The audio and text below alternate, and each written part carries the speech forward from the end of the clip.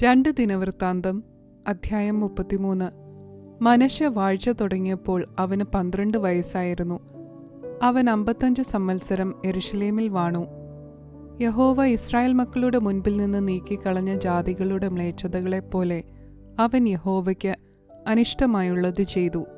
അവൻ തന്റെ അപ്പനായ യെഹിസ്കിയാവ് ഇടിച്ചു കളഞ്ഞിരുന്ന പൂജാഗിരികളെ വീണ്ടും പണിതു. ബാൽ വിഗ്രഹങ്ങൾക്ക് ബലിപീഠങ്ങളെ തീർത്തു. അശേര പ്രതിഷ്ഠകളുമുണ്ടാക്കി ആകാശത്തിലെ സർവ്വസൈന്യത്തെയും നമസ്കരിച്ചു സേവിച്ചു. യെരുശലേമിൽ എന്റെ നാമം ഇരിക്കുമെന്ന് യഹോവ അരുളി ചെയ്ത യഹോവയുടെ ആലയത്തിലും അവൻ ബലിപീഠങ്ങൾ പണിതു. യഹോവയുടെ ആലയത്തിന്റെ പ്രാകാരം 2 അവൻ ആകാശത്തിലെ സൈന്യത്തിന് ബലിപീഠങ്ങൾ പണിതു. അവൻ തന്റെ പുത്രന്മാരെ ബെൻഹിന്നോം താഴ്വരയിൽ അഗ്നിപ്രവേശം ചെയ്യിച്ചു. മുഹൂർത്തം നോക്കി ആഭിചാരങ്ങളും ക്ഷുദ്രങ്ങളും പ്രയോഗിച്ചു. വെളിച്ചപ്പാടന്മാരെയും ലക്ഷണം പറയുന്നവരെയും നിയമിച്ചു. യഹോവയ്ക്ക് അനിഷ്ടമായുള്ളത് പലതും ചെയ്തു. അവനെ കോപിപ്പിച്ചു.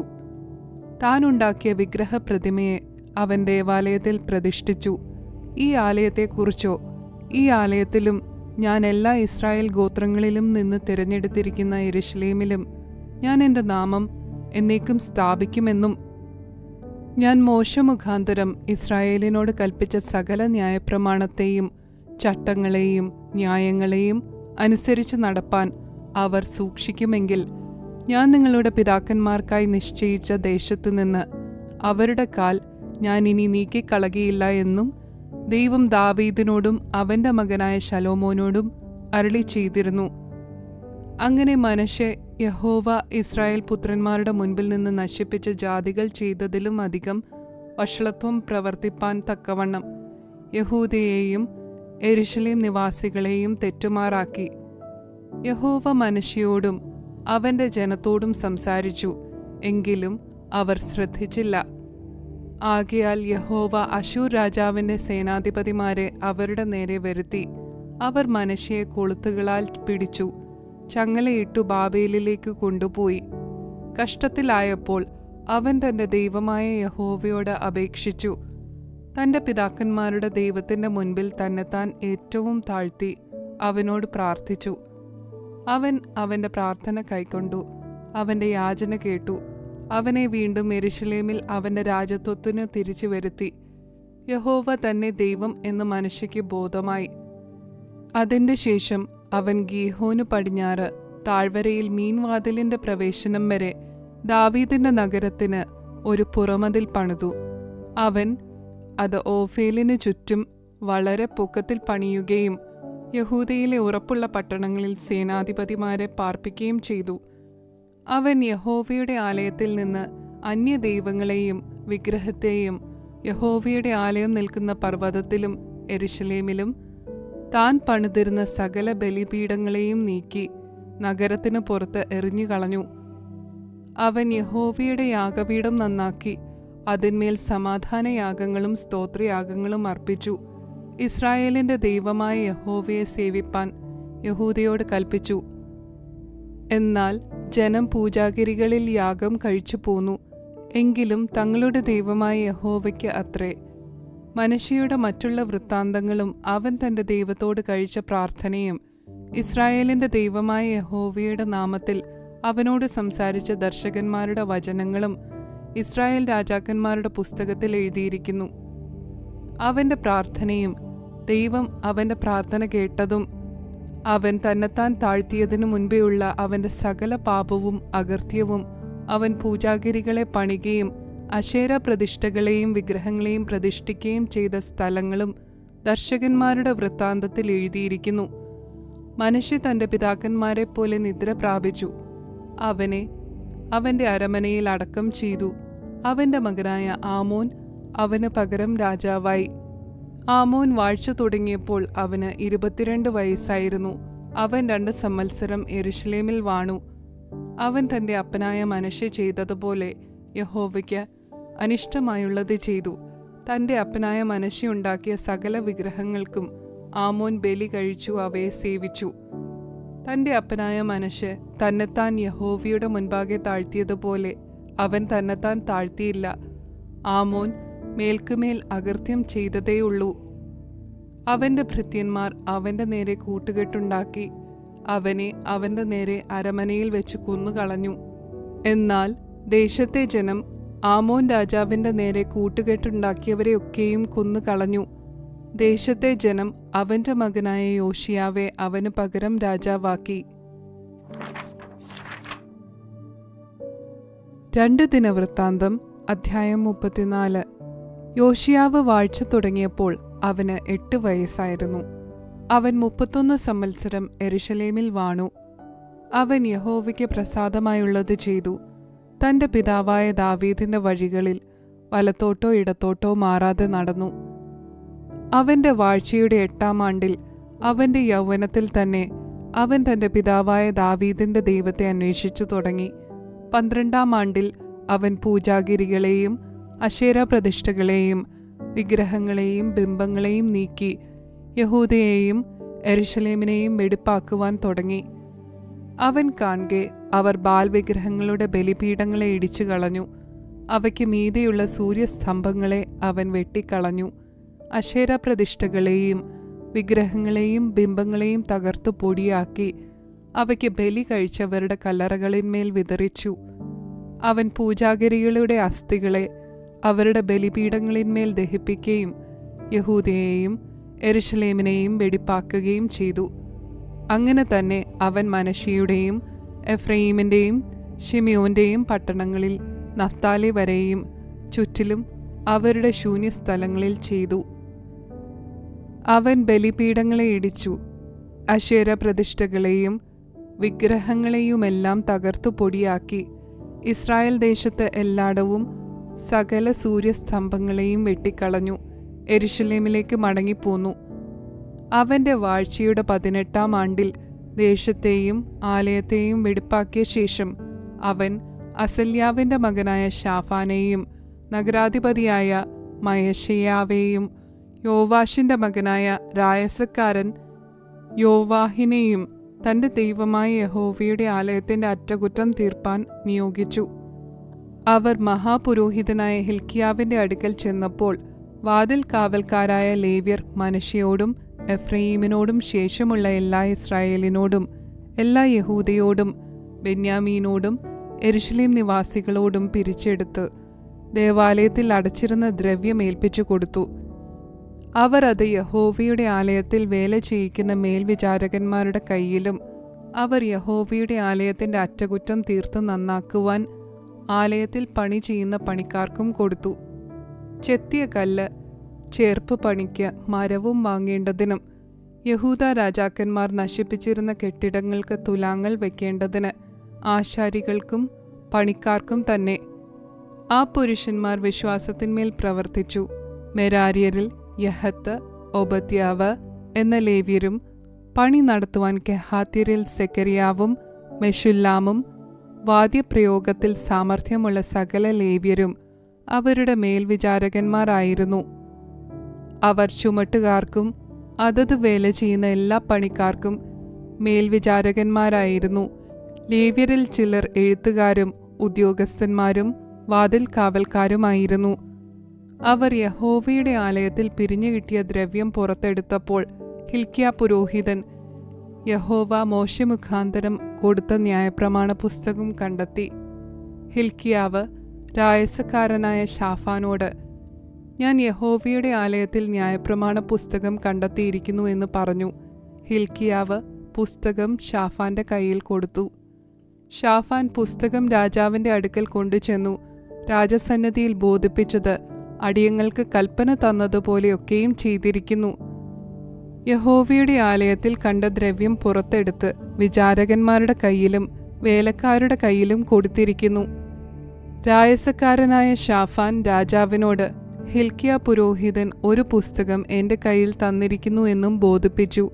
ഷാഫാൻ അതിനെ രാജസന്നിധിയിൽ വായിച്ചു കേൾപ്പിച്ചു. ന്യായപ്രമാണത്തിലെ വാക്യങ്ങളെ കേട്ടിട്ട് രാജാവ് വസ്ത്രം കീറി.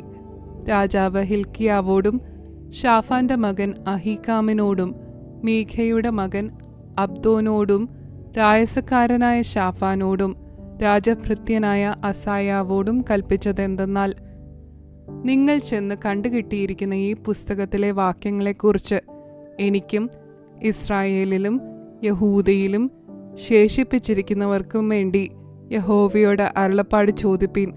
ഈ പുസ്തകത്തിൽ എഴുതിയിരിക്കുന്നതൊക്കെയും അനുസരിച്ച് നടക്കത്തക്കവണ്ണം നമ്മുടെ പിതാക്കന്മാർ യഹോവയുടെ വചനത്തെ പ്രമാണിക്കാതെ ഇരുന്നതുകൊണ്ട് നമ്മുടെ മേൽ ചൊരിഞ്ഞിരിക്കുന്ന യഹോവയുടെ കോപം വലിയതല്ലോ. അങ്ങനെ ഹിൽക്കിയാവും രാജാവ് നിയോഗിച്ചവരും ഹസ്രയുടെ മകനായ തോക്കത്തിന്റെ മകനായി രാജവസ്ത്രവിചാരകനായ ശല്ലൂമിന്റെ ഭാര്യ ഹുൽദ എന്ന പ്രവാചകിയുടെ അടുക്കൽ ചെന്നു. അവൾ യെരുശലേമിൽ 2 ഭാഗത്ത് പാർത്തിരുന്നു. അവളോട് ആ സംഗതിയെക്കുറിച്ച് സംസാരിച്ചു. അവൾ അവരോട് ഉത്തരം പറഞ്ഞത്, ഇസ്രായേലിന്റെ ദൈവമായ യഹോവ ഇപ്രകാരം അരുളി ചെയ്യുന്നു, നിങ്ങളെ എൻ്റെ അടുക്കൽ അയച്ച പുരുഷനോട് നിങ്ങൾ പറയേണ്ടതെന്തെന്നാൽ, യഹോവ ഇപ്രകാരം അരുളി ചെയ്യുന്നു, ഞാൻ ഈ സ്ഥലത്തിനും നിവാസികൾക്കും യഹൂദ രാജാവിൻ്റെ മുൻപാകെ വായിച്ചു കേൾപ്പിച്ച പുസ്തകത്തിൽ എഴുതിയിരിക്കുന്ന സകല ശാപങ്ങളുമായ അനർത്ഥം വരുത്തും. അവർ എന്നെ ഉപേക്ഷിച്ച് തങ്ങളുടെ സകല പ്രവൃത്തികളാലും എനിക്ക് കോപം വരത്തക്കവണ്ണം അന്യദൈവങ്ങൾക്ക് ധൂപം കാട്ടിയതുകൊണ്ട് എൻ്റെ കോപം ഈ സ്ഥലത്ത് ചൊരിയും, അത് കെട്ടുപോകുകയുമില്ല. എന്നാൽ യഹോവയോട് ചോദിപ്പാൻ നിങ്ങളെ അയച്ച യഹൂദ രാജാവിനോട് നിങ്ങൾ പറയേണ്ടതെന്തെന്നാൽ, നീ കേട്ടിരിക്കുന്ന വചനങ്ങളെക്കുറിച്ച് ഇസ്രായേലിന്റെ ദൈവമായ യഹോവ ഇപ്രകാരം അരുളി ചെയ്യുന്നു, ഈ സ്ഥലത്തിനും നിവാസികൾക്കും വിരോധമായുള്ള ദൈവത്തിന്റെ വചനങ്ങളെ നീ കേട്ടപ്പോൾ നിന്റെ ഹൃദയം അലിഞ്ഞു. നീ അവന്റെ മുൻപാകെ നിന്നെ തന്നെ താഴ്ത്തുകയും എൻ്റെ മുൻപാകെ നിന്നെ തന്നെ താഴ്ത്തി നിന്റെ വസ്ത്രം കീറി എൻ്റെ മുൻപാകെ കരയുകയും ചെയ്യുക കൊണ്ട് ഞാനും നിന്റെ അപേക്ഷ കേട്ടിരിക്കുന്നു എന്ന് യഹോവയുടെ അരുളപ്പാട്. ഞാൻ നിന്നെ നിന്റെ പിതാക്കന്മാരോട് ചേർത്തുകൊള്ളും, നീ സമാധാനത്തോടെ നിന്റെ കല്ലറയിൽ അടക്കപ്പെടും. ഞാൻ ഈ സ്ഥലത്തിനും നിവാസികൾക്കും വരുത്തുവാൻ പോകുന്ന അനർത്ഥമൊന്നും നിന്റെ കണ്ണ് കാണുകയില്ല. അവർ രാജാവിനെ ഈ മറുപടി ബോധിപ്പിച്ചു. അനന്തരം രാജാവ് ആളയച്ചു യഹൂദയിലും യെരുശലേമിലുമുള്ള എല്ലാ മൂപ്പന്മാരെയും കൂട്ടിവരുത്തി. രാജാവും സകല യഹൂദ പുരുഷന്മാരും യെരുശലേം നിവാസികളും പുരോഹിതന്മാരും ലേവ്യരും ആബാലവൃത്തം സർവ്വജനവും യഹോവയുടെ ആലയത്തിൽ ചെന്നു. അവൻ യഹോവയുടെ ആലയത്തിൽ വെച്ച് കണ്ടുകിട്ടിയ നിയമപുസ്തകത്തിലെ വാക്യങ്ങളെയെല്ലാം അവരെ കേൾപ്പിച്ചു. രാജാവ് തന്റെ സ്ഥാനത്ത് നിന്നുകൊണ്ട് താൻ യഹോവയെ അനുസരിക്കുകയും അവന്റെ കൽപ്പനകളും സാക്ഷ്യങ്ങളും ചട്ടങ്ങളും പൂർണ്ണ ഹൃദയത്തോടും പൂർണ്ണ മനസ്സോടും കൂടെ പ്രമാണിച്ച് നടക്കുകയും ഈ പുസ്തകത്തിൽ എഴുതിയിരിക്കുന്ന നിയമത്തിന്റെ വചനങ്ങൾ ആചരിക്കുകയും ചെയ്യുമെന്ന് യഹോവയുടെ മുൻപാകെ ഒരു നിയമം ചെയ്തു. യെരുശലേമിലും ബെന്യാമീനിലും ഉണ്ടായിരുന്നവരെയൊക്കെയും അവൻ അതിൽ യോജിപ്പിച്ചു. യെരുശലേം നിവാസികൾ തങ്ങളുടെ പിതാക്കന്മാരുടെ ദൈവമായ ദൈവത്തിന്റെ നിയമപ്രകാരം ചെയ്തു. യോശിയാവ് ഇസ്രായേൽ മക്കൾക്കുള്ള സകല ദേശങ്ങളിൽ നിന്നും സകല മ്ലേച്ഛതകളെയും നീക്കിക്കളഞ്ഞു. ഇസ്രായേലിലുള്ളവരെല്ലാം തങ്ങളുടെ ദൈവമായ യഹോവയെ സേവിപ്പാൻ സംഗതി വരുത്തി. അവന്റെ കാലത്തൊക്കെയും അവർ തങ്ങളുടെ പിതാക്കന്മാരുടെ ദൈവമായ യഹോവയെ വിട്ടുമാറിയില്ല. 2 ദിനവൃത്താന്തം അധ്യായം 35.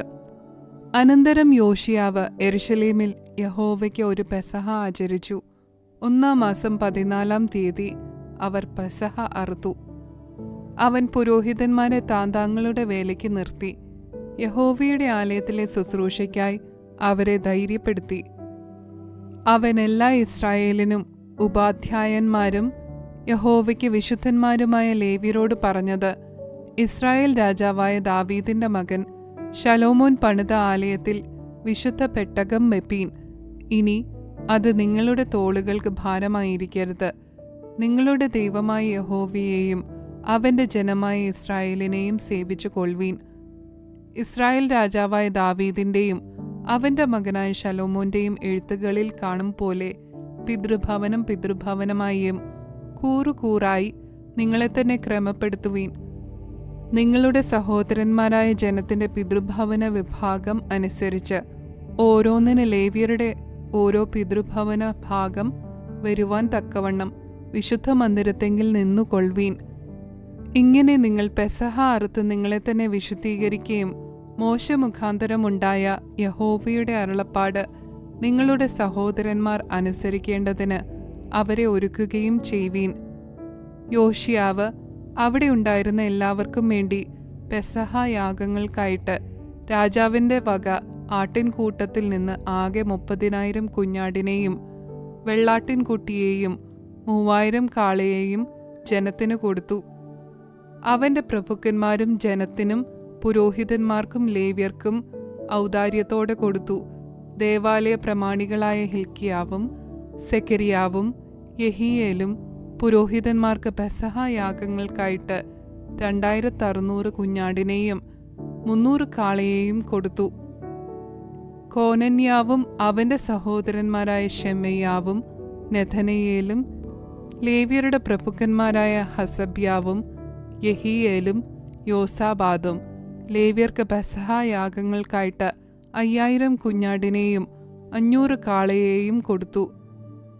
ഇങ്ങനെ ശുശ്രൂഷ ക്രമത്തിലായി. രാജകൽപ്പന പ്രകാരം പുരോഹിതന്മാർ തങ്ങളുടെ സ്ഥാനത്തും ലേവ്യർ കൂറുകൂറായും നിന്നു. അവൻ പെസഹ അറുത്തു. പുരോഹിതന്മാർ അവരുടെ കയ്യിൽ നിന്ന് രക്തം വാങ്ങി തളിക്കുകയും ലേവ്യർ തോലുരിക്കുകയും ചെയ്തു.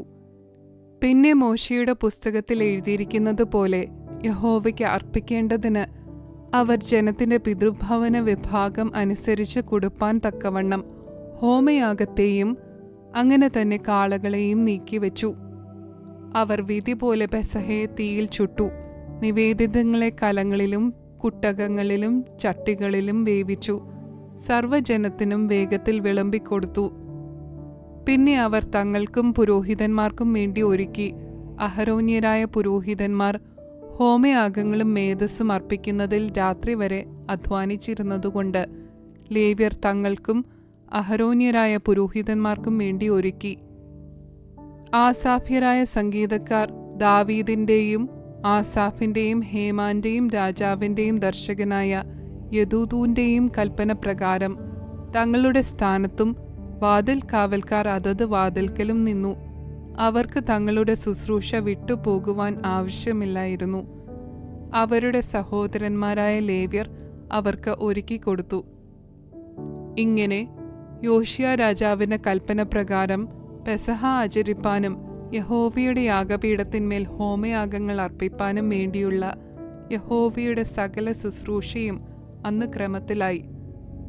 അവിടെ ഉണ്ടായിരുന്ന ഇസ്രായേൽ മക്കൾ ആ സമയത്ത് പെസഹയും പുളിപ്പില്ലാത്ത അപ്പത്തിന്റെ ഉത്സവവും 7 ദിവസം ആചരിച്ചു. ശമൂവേൽ പ്രവാചകന്റെ കാലം മുതൽ ഇസ്രായേൽ ഇതുപോലെ ഒരു പെസഹ ആചരിച്ചിട്ടില്ല. യോശിയാവും പുരോഹിതന്മാരും ലേവ്യരും അവിടെ ഉണ്ടായിരുന്ന എല്ലാ യഹൂദയും ഇസ്രായേലും യെരുശലേം നിവാസികളും ആചരിച്ച ഈ പെസഹ പോലെ ഇസ്രായേൽ രാജാക്കന്മാരാരും ആചരിച്ചിട്ടില്ല. യോശിയാവ് ദേവാലയത്തിലെ യഥാസ്ഥാനത്താക്കുക മുതലായ ഈ കാര്യങ്ങളൊക്കെയും കഴിഞ്ഞ ശേഷം മിസ്രയീം രാജാവായ നെഖോ ഫ്രാത്തിന് സമീപത്തുള്ള കക്കമീഷ് ആക്രമിപ്പാൻ പോകുമ്പോൾ യോശിയാവ് അവന്റെ നേരെ പുറപ്പെട്ടു. ആദ്യാവസാനം അവന്റെ ചരിത്രവും ഇസ്രായേലിലെയും യഹൂദയിലെയും രാജാക്കന്മാരുടെ പുസ്തകത്തിൽ എഴുതിയിരിക്കുന്നുവല്ലോ. 2 ദിനവൃത്താന്തം അധ്യായം 36. ദേശത്തെ ജനം യോശിയാവിന്റെ മകനായ യഹോവാഹാസിനെ കൂട്ടിക്കൊണ്ടുവന്നു. അവനെ അപ്പന് പകരം യെരുശലേമിൽ രാജാവാക്കി. യഹോവാഹാസ് വാഴ്ച തുടങ്ങിയപ്പോൾ അവന് 23 വയസ്സായിരുന്നു. അവൻ 3 മാസം യെരുശലേമിൽ വാണു. മിസ്രയീം രാജാവ് അവനെ യെരുശലേമിൽ വെച്ച് പിഴക്കി ദേശത്തിന് 100 താലന്ത് വെള്ളിയും 1 താലന്ത് പൊന്നും പിഴ കൽപ്പിച്ചു. മിസ്രയീം രാജാവ് അവന്റെ സഹോദരനായ എല്യാഖീമിനെ യഹൂദയ്ക്കും യെരുശലേമിനും രാജാവാക്കി. അവന്റെ പേർ യഹോയാക്കീം എന്നു മാറ്റി. അവന്റെ സഹോദരനായ യഹോവാഹാസിനെ നെഖോ പിടിച്ചു മിസ്രയീമിലേക്ക് കൊണ്ടുപോയി. യഹോയാക്കീം വാഴ്ച തുടങ്ങിയപ്പോൾ അവന് 25 വയസ്സായിരുന്നു. അവൻ 7 സംവത്സരം യെരുശലേമിൽ വാണു. അവൻ തന്റെ ദൈവമായ യഹോവയ്ക്ക് അനിഷ്ടമായുള്ളത് ചെയ്തു. അവന്റെ നേരെ ബാബേൽ രാജാവായ നെബൂഖദ്നേസർ വന്നു. അവനെ ചങ്ങലയിട്ടു ബാബേലിലേക്ക് കൊണ്ടുപോയി. നെബൂഖദ്നേസർ യഹോവയുടെ ആലയത്തിലെ ഉപകരണങ്ങളും ബാബേലിൽ കൊണ്ടുപോയി ബാബേലിൽ തന്റെ ദേവന്റെ ക്ഷേത്രത്തിൽ വെച്ചു. യഹോയാക്കീമിന്റെ മറ്റുള്ള വൃത്താന്തങ്ങളും അവൻ ചെയ്തതും അവനിൽ കണ്ടതുമായ മ്ലേച്ഛതകളും ഇസ്രായേലിലെയും യഹൂദയിലെയും രാജാക്കന്മാരുടെ പുസ്തകത്തിൽ എഴുതിയിരിക്കുന്നുവല്ലോ. അവന്റെ മകനായ യഹോയാക്കീൻ അവന് പകരം രാജാവായി. യഹോയാക്കീൻ വാഴ്ച തുടങ്ങിയപ്പോൾ അവന് 8 വയസ്സായിരുന്നു. അവൻ 3 മാസവും 10 ദിവസവും യെരൂശലേമിൽ വാണു. അവൻ യഹോവയ്ക്ക് അനിഷ്ടമായുള്ളത് ചെയ്തു. എന്നാൽ പിറ്റേയാണ്ടിൽ നെബൂഖദ്നേസർ രാജാവ് ആളയച്ചു. അവനെയും യഹോവയുടെ ആലയത്തിലെ മനോഹരമായ ഉപകരണങ്ങളെയും ബാബേലിലേക്ക് വരുത്തി. അവന്റെ സഹോദരനായ സിദക്കിയാവെ യഹൂദയ്ക്കും യെരൂശലേമിനും രാജാവാക്കി. സിദക്കിയാവ് വാഴ്ച തുടങ്ങിയപ്പോൾ അവന് 21 വയസ്സായിരുന്നു. അവൻ 11 സംവത്സരം യെരൂശലേമിൽ വാണു. അവൻ തന്റെ ദൈവമായ യഹോവയ്ക്ക് അനിഷ്ടമായുള്ളത് ചെയ്തു. യഹോവയുടെ വായിൽ നിന്നുള്ള വചനം പ്രസ്താവിച്ച യിരെമ്യാ പ്രവാചകന്റെ മുൻപിൽ തന്നെത്താൻ താഴ്ത്തിയില്ല. അവനെക്കൊണ്ട് ദൈവനാമത്തിൽ സത്യം ചെയ്യിച്ചിരുന്ന നെബൂഖദ്നേസർ രാജാവിനോട് അവൻ മത്സരിച്ചു. ശാഠ്യം കാണിക്കുകയും ഇസ്രായേലിന്റെ ദൈവമായ യഹോവയെങ്കിലേക്ക് തിരിയാതെ വണ്ണം തന്റെ ഹൃദയം കഠിനമാക്കുകയും ചെയ്തു. പുരോഹിതന്മാരിൽ പ്രധാനികളൊക്കെയും ജനവും ജാതികളുടെ സകല മ്ലേച്ഛതകളെയും പോലെ വളരെ അകൃത്യം ചെയ്തു. യെരൂശലേമിൽ യഹോവ വിശുദ്ധീകരിച്ച അവന്റെ ആലയത്തെ അശുദ്ധമാക്കി. അവരുടെ പിതാക്കന്മാരുടെ ദൈവമായ യഹോവയ്ക്ക് തന്റെ ജനത്തോടും തന്റെ നിവാസത്തോടും സഹതാപം തോന്നിയിട്ട് അവൻ ജാഗ്രതയോടെ തന്റെ ദൂതന്മാരെ അവരുടെ അടുക്കൽ അയച്ചു. അവരോ ദൈവത്തിന്റെ ദൂതന്മാരെ പരിഹസിച്ചു, അവന്റെ വാക്കുകളെ നിരസിച്ചു. ഉപശാന്തി ഇല്ലാതാകും വണ്ണം യഹോവയുടെ കോപം തന്റെ ജനത്തിനു നേരെ ഉജ്ജ്വലിക്കുവോളം അവന്റെ പ്രവാചകന്മാരെ നിന്ദിച്ചു കളഞ്ഞു. അതുകൊണ്ട് അവൻ കൽദയരുടെ രാജാവിനെ അവരുടെ നേരെ വരുത്തി. അവൻ അവരുടെ യൗവനക്കാരെ അവരുടെ വിശുദ്ധ മന്ദിരമായ ആലയത്തിൽ വെച്ച് വാൾ കൊണ്ട് കൊന്നു. അവൻ യൗവനക്കാരനെയോ കന്യകയെയോ വൃദ്ധനെയോ കിഴവനെയോ ആദരിക്കാതെ അവരെയൊക്കെയും അവന്റെ കയ്യിൽ ഏൽപ്പിച്ചു കൊടുത്തു. ദേവാലയത്തിലെ ചെറിയതും വലിയതുമായ ഉപകരണങ്ങളൊക്കെയും യഹോവയുടെ ആലയത്തിലെ ഭണ്ഡാരവും രാജാവിൻ്റെയും അവന്റെ പ്രഭുക്കന്മാരുടെയും ഭണ്ഡാരങ്ങളുമെല്ലാം അവൻ ബാബേലിലേക്ക് കൊണ്ടുപോയി. അവർ ദേവാലയം ചുട്ടു, യെരൂശലേമിന്റെ മതിലിടിച്ചു, അതിലെ അരമനകളെല്ലാം തീക്കിരയാക്കി, അതിലെ മനോഹര സാധനങ്ങളൊക്കെയും നശിപ്പിച്ചു കളഞ്ഞു. വാളിനാൽ വീഴാതെ ശേഷിച്ചവരെ അവൻ ബാബേലിലേക്ക് കൊണ്ടുപോയി.